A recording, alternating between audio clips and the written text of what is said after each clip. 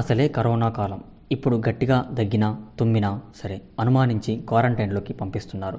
సీజన్లో మార్పు సాధారణంగా వచ్చే జలుబు, దగ్గు, తుమ్ములను ఒకప్పుడు పెద్దగా పట్టించుకోకపోయినా ఇప్పుడు మాత్రం చాలా సీరియస్గా తీసుకుంటున్నారు. ఈ సమయంలో వైరల్ ఫీవర్లు వచ్చినా సరే ప్రమాదమే. ముఖ్యంగా దగ్గు ఒకసారి వచ్చిందంటే దాన్ని నివారించడం చాలా కష్టం.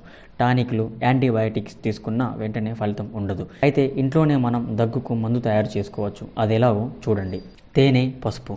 పసుపులో యాంటీ బ్యాక్టీరియా, యాంటీవైరల్ గుణాలు ఎక్కువ. పసుపులో ఉండే కార్టుమన్స్ దగ్గు తగ్గించేందుకు ఉపయోగపడుతుంది.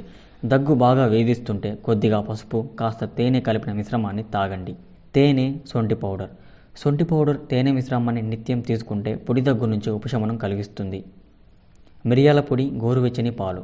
గోరువెచ్చని పాలల్లో కొద్దిగా మిరియాల పొడి వేయండి. దీనివల్ల దగ్గు నుంచి వేగంగా ఉపశమనం పొందవచ్చు. అల్లం టీ. అల్లం టీని మీరు ఇంట్లోనే తయారు చేసుకోవచ్చు. అల్లాన్ని చిన్న చిన్న ముక్కలుగా కోసి నీటిలో వేయండి.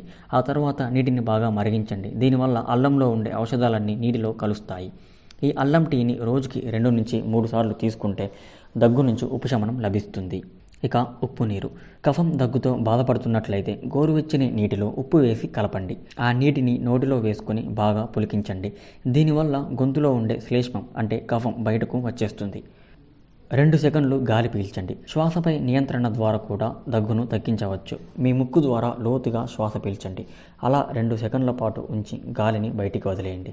దీనివల్ల కొద్ది క్షణాల్లో దగ్గు నుంచి ఉపశమనం కలుగుతుంది. కఫం, దగ్గు వేధిస్తుంటే గ్లాసుడు నీటిలో ఉప్పు వేసి కలపండి. ఆ నీటిని నోటిలో వేసుకొని పులికించండి.